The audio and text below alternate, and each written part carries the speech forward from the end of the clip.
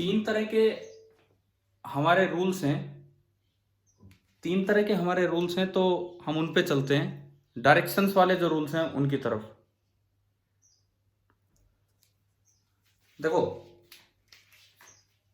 आपका पहला रूल है right hand thumb rule.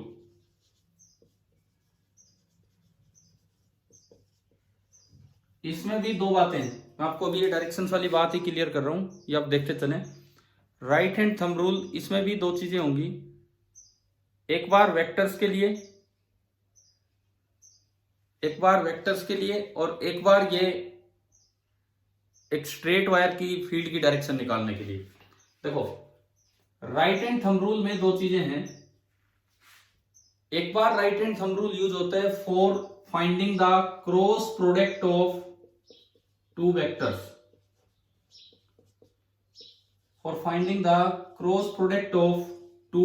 Vectors, एक बार तो हम यहां पे यूज करेंगे, और एक बार इसे यूज करेंगे for finding the magnetic field due to a straight wire.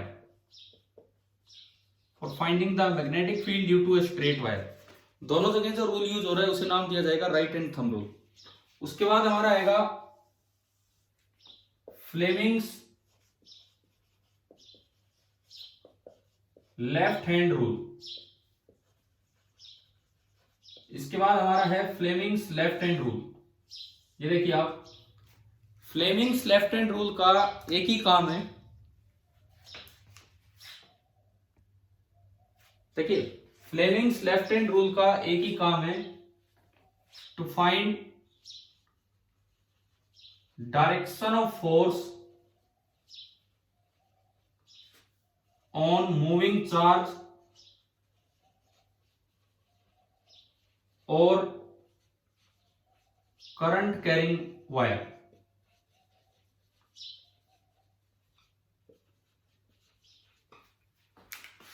देख लो, हम ये दोनों क्लियर करेंगे अभी, ये सारे के सारे रूल्स जो भी हैं।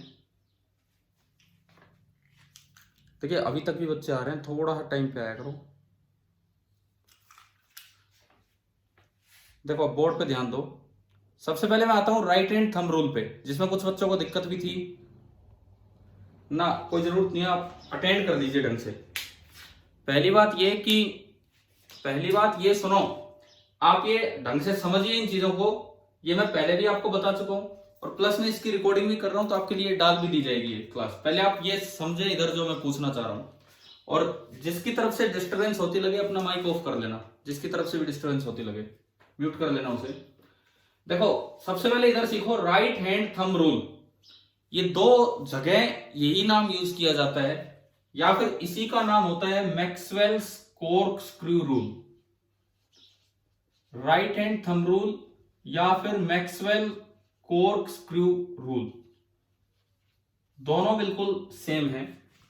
अब वो कॉर्क हम जेब में लेके घूमते नहीं है, एक घुमाने वाला वो कॉर्क स्क्रू, इस तरह का स्क्रू हम लेके घूमते नहीं है, तो इसलिए वो हम अप्लाई नहीं करेंगे। हम यही अप्लाई करेंगे राइट हैंड थंब रूल। पहले तो ये सीखो दो वेक्टर्स में ये कहां यूज होता है। कभी भी अगर आपको दो वेक्टर दिए हैं, मैंने एक ब्लैक कलर से एक वेक्टर लिया है, एक ब्लू कलर से, और मान लो ये आगे इनकी हेड है, ये हेड है, दोनों का डायरेक्शन दिखा रहे हैं। ये ए वेक्टर, ये बी वेक्टर, ये आपको दो दिए गए हैं, एक वेक्टर ए, एक वेक्टर बी। अब सपोज कीजिए मुझे ए क्रॉस बी निकालना है। देखो, कुछ बच्चों को कंफ्यूजन था इसमें, तो ध्यान से सीखिए कैसे अटेंड करते, कैसे ये निकालने होते हैं। ए वेक्टर इधर, बी इधर, मैं निकालना चाह रहा हूं ए क्रॉस बी। सपोज मैं ए क्रॉस बी निकालना चाह रहा हूं, तो आप दोनों को टेल से टेल मिला के रख लीजिए।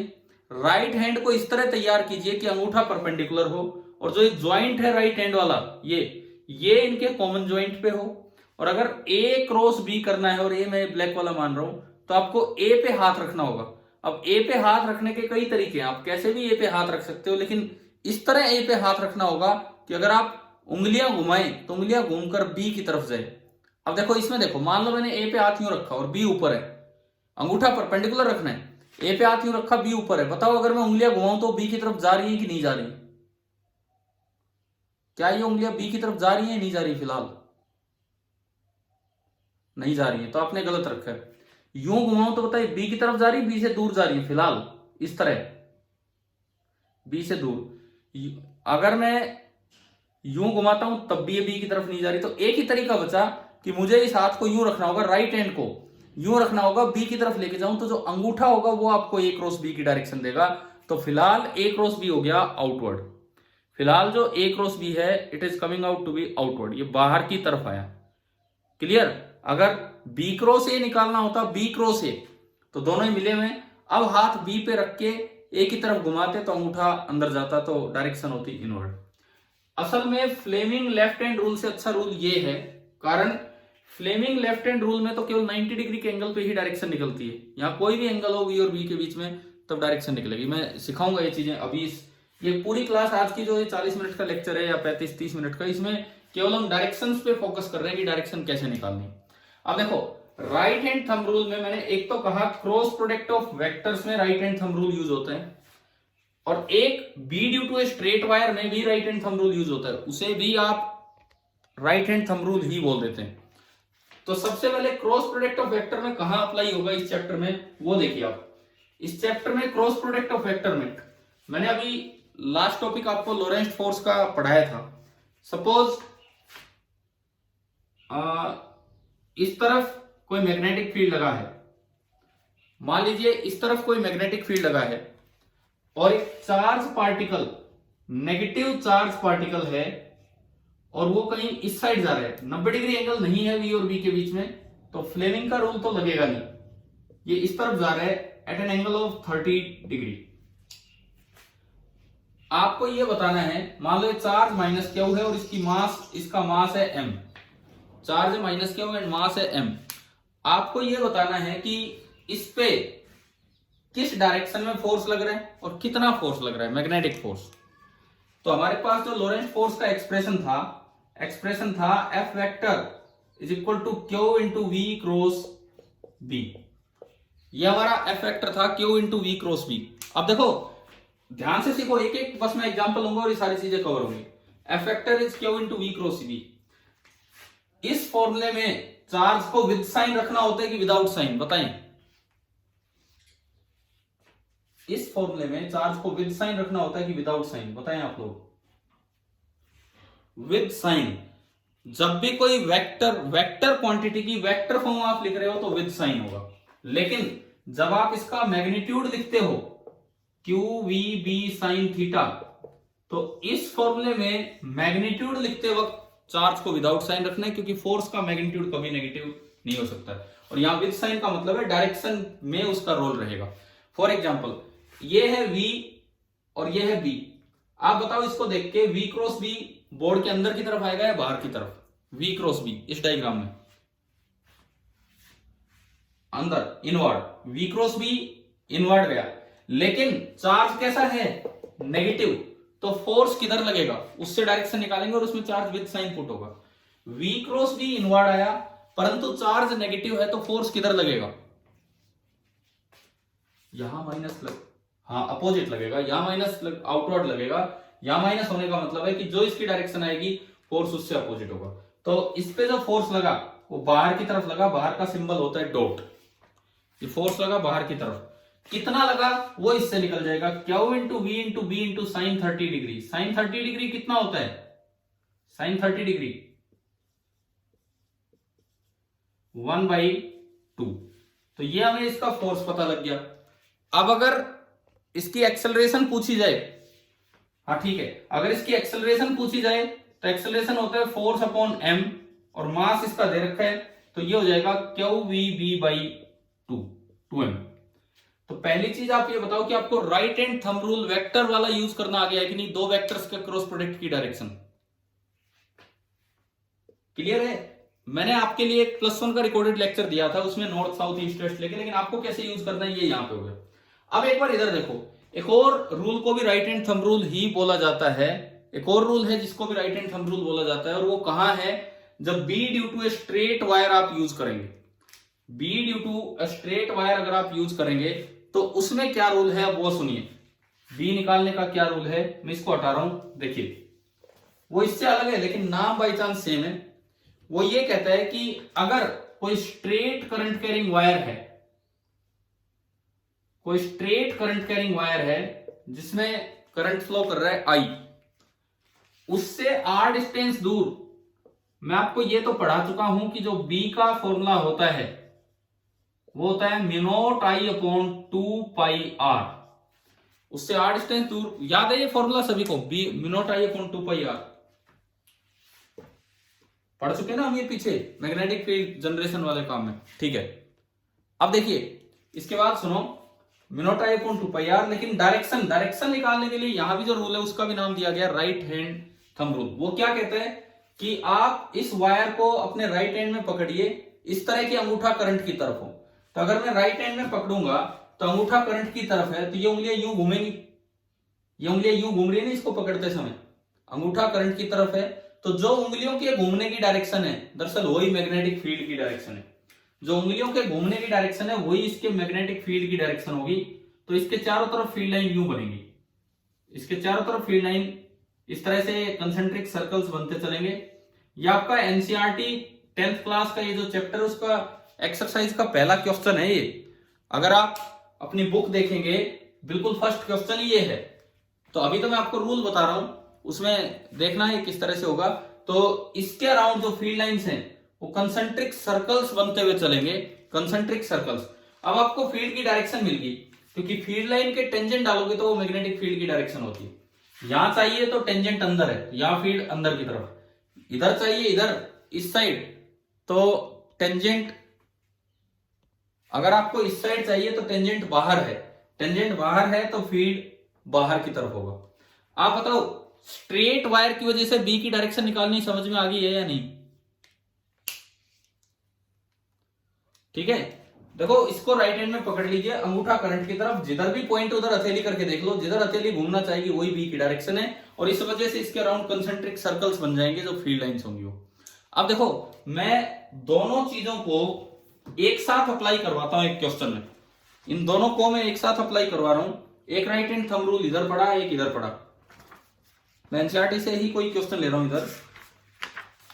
जैसे सबसे पहली बात एग्जाम्पल 13.1 बुक में है, पेज नंबर 228 पे आपकी बुक में, एग्जाम्पल 13.1, इसमें लिखता है a current through a horizontal power line flows in east to west direction. अब जिस तरह से मैं आपके सामने हूं तो ईस्ट टू वेस्ट ये डायरेक्शन होगी, समझ रहे हो ना ये चीज, ईस्ट टू वेस्ट इधर, हाँ जी क्लियर है। जिस तरह से हम खड़े हैं आपके सामने यूं है, तो ये ईस्ट से वेस्ट की तरफ यूं करंट जा रहा है।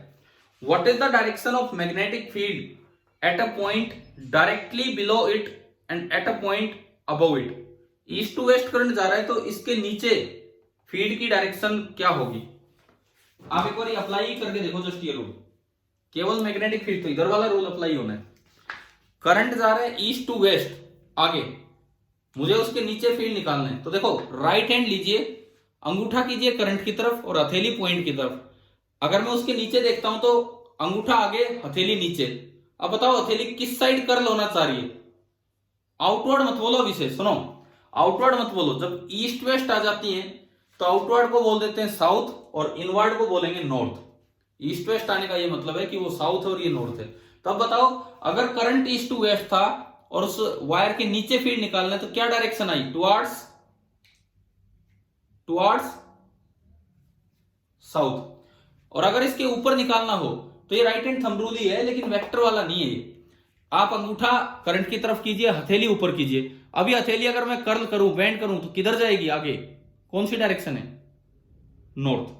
तो पहले तो ये बताओ इस एग्जांपल में जो पूछा था कि आपको डायरेक्शंस निकालनी आ गई, क्लियर हो गया ना ये तो? ठीक है, अच्छा उसके बाद सुनिए, अब मैं इसी बुक का ही एक पेज नंबर 232 पे, भैया डिस्टर्ब ना करें यार, पेज नंबर 232 पे क्वेश्चन नंबर 3, पेज नंबर 232 पे क्वेश्चन नंबर 3 देखिए। अगर बुक साथ लेके बैठा करो इस समय जब मैं बोल रहा हूं ये चीजें। पेज नंबर 232 पे question number 3, a positively charge particle projected towards waste is deflected towards north bye a magnetic field. देखिए ये आपको राइट हैंड थंब रूल लगाना सिखाएगा। पॉजिटिवली चार्ज पार्टिकल है, प्रोजेक्टेड टुवर्ड्स वेस्ट, इधर से वेस्ट की तरफ उसको फेंका, उधर की तरफ फेंका, वेलोसिटी उधर है, is deflected towards north bye a magnetic field, उसको जब वेस्ट की तरफ फेंका तो फोर्स इधर लगा, नॉर्थ की तरफ वो डिफ्लेक्ट हो रहा है तो फोर्स आगे लगा। तो आपको बताना है the direction of magnetic field is towards south, towards east, downward, upward. ये चार ऑप्शन है।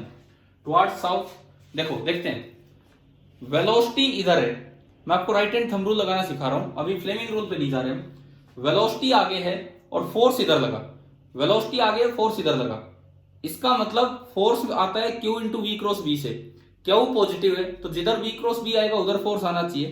तो देखो अंगूठा होना चाहिए हमारा फोर्स की तरफ, अंगूठा देते हैं फोर्स की डायरेक्शन, तो आप V आगे है, अगर मैं ऊपर की तरफ उंगलियां घुमाऊं राइट हैंड की तो अपने आप अंगूठा नॉर्थ की तरफ जा रहा है, अगर मैं V से नीचे की तरफ उंगलियां घुमाऊं तो अंगूठा जा रहा है साउथ की तरफ। तो अब आप सारे जवाब सुनिए। पहला सवाल, चार्ज, पॉजिटिव चार्ज को फेंका गया है वेस्ट की तरफ, बोला है कि वो नॉर्थ की तरफ मुड़ा, तो इसका मतलब ऐसे हाथ रखना होगा, यूं घुमाना होगा, तब नॉर्थ की तरफ वो बेंड होगा। तो यूं आपने ऊपर की तरफ घुमाया तो जो मैग्नेटिक फील्ड की डायरेक्शन मिली V क्रॉस B से आपको B मिला ऊपर। अगर क्वेश्चन में होता कि वो साउथ की तरफ बेंड हो गया तो क्या होता, साउथ की तरफ बेंड हुआ, इधर पार्टिकल साउथ की तरफ बेंड हुआ तो आपको फील्ड नीचे लेना होगा, क्योंकि V क्रॉस B ऐसे करेंगे तब वो साउथ की तरफ जाएगा। अगर क्वेश्चन में दिया होता वो अपवर्ड बेंड हो गया, इसी सवाल में वेस्ट की तरफ फेंका गया पार्टिकल ऊपर की तरफ बेंड हो गया, अब बताओ किस डायरेक्शन में मैग्नेटिक फील्ड है, V क्रॉस B देख के। आगे की तरफ फेंका गया पार्टिकल ऊपर की तरफ बेंड हो गया, तो आप बताइए किस डायरेक्शन में मैग्नेटिक फील्ड, ऐसे V से B की तरफ करेंगे, साउथ, साउथ की तरफ होगा जब ऊपर बेंड होगा। और अगर दिया हो कि यही पार्टिकल नीचे बेंड हो गया तो B किधर है, नीचे, इनवर्ड मत बोलो इसको, इनवर्ड नहीं, नीचे की तरफ बेंड होगा तो नॉर्थ की तरफ फील्ड है। तो आप ये बताओ राइट हैंड थंब रूल से एक बार हमने ये चीज सीखी कि ये स्ट्रेट वायर की जगह कैसे यूज होता है, और एक बार वेक्टर्स में, क्या दोनों क्लियर हो गए? ठीक है, अब देखो मैं दोनों को एक साथ अप्लाई करवाता हूं, दोनों चीजों को एक साथ अप्लाई करवाता हूं, आप उसका ध्यान से देंगे आंसर। सपोज कीजिए एक वर्टिकल वायर है, एक वर्टिकल करंट कैरिंग वायर, अगले 5 मिनट में आपसे सवाल ही पूछ रहा हूं, ढंग से जवाब देना। एक वर्टिकल करंट कैरिंग वायर है आपके सामने और उसमें करंट जा रहा है नीचे की तरफ, अच्छे से सुनते रहो। एक वर्टिकल करंट कैरिंग वायर है और उसमें करंट जा रहा है नीचे की तरफ, ठीक है, और आपने यहां से एक प्रोटॉन बीम को थ्रो किया है, आपने यहां से एक प्रोटॉन बीम को थ्रो किया है, एक वर्टिकल करंट कैरिंग वायर में करंट नीचे की तरफ जा रहा है और मैं यहां से एक प्रोटॉन बीम को थ्रो कर रहा हूं। तो बताओ, मैं 4 ऑप्शन दे रहा हूं, वो आपके लेफ्ट में टर्न होगी प्रोटॉन बीम, राइट में टर्न होगी, ऊपर टर्न होगी या नीचे टर्न होगी। आपके सामने करंट कैरिंग वायर है जिसमें करंट नीचे की तरफ आ रहा है, वर्टिकल, ये कोई नॉर्थ साउथ नहीं है, नॉर्थ साउथ तो हॉरिजॉन्टल डायरेक्शंस होती हैं, ये वर्टिकल डायरेक्शन है और वर्टिकली करंट नीचे की तरफ आ रहा है। और मैंने कहा मैंने इधर से एक प्रोटॉन की बीम को प्रोजेक्ट किया इसकी तरफ फेंका है, तो वो ऊपर मुड़ेगी, नीचे मुड़ेगी, राइट में मुड़ेगी कि लेफ्ट में मुड़ेगी। क्वेश्चन आ गया मेरा समझ में?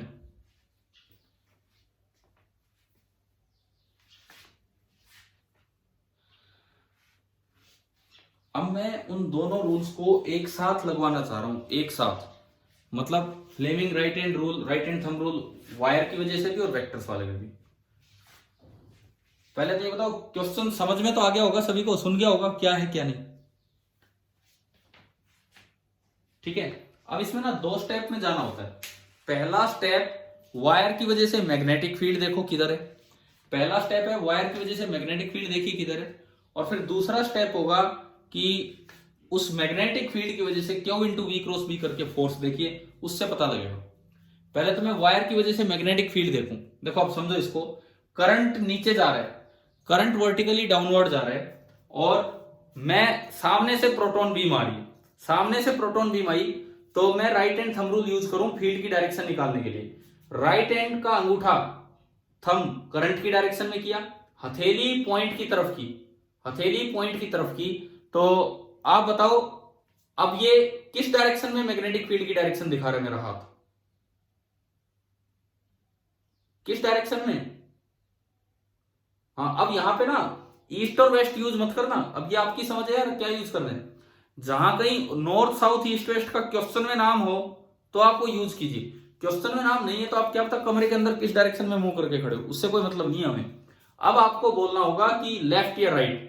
तो फिलहाल ये किधर दिख रहा है, जो बी की डायरेक्शन है वो किधर है, लेफ्ट। क्या पहला स्टेप समझ में आ गया सभी को?